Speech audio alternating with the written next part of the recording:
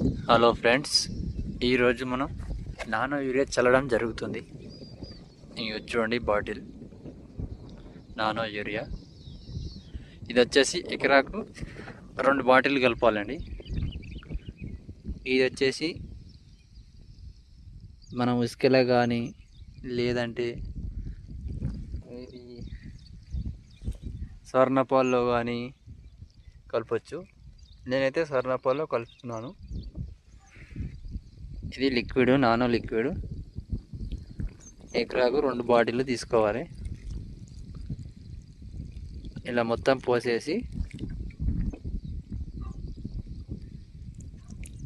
పోసేసినాను. చూడండి ఖాళీ అయింది.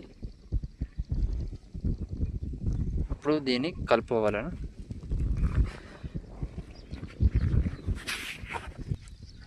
చూడండి ఫ్రెండ్స్, మనం కలిపిన తర్వాత ఇలా అవుతుంది.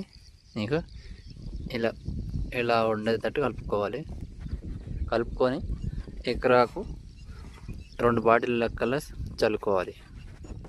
చూడండి ఫ్రెండ్స్, ఇది చల్లక ముందు. ఓకే, నెక్స్ట్ వీడియో మళ్ళీ అప్లోడ్ చేస్తాను.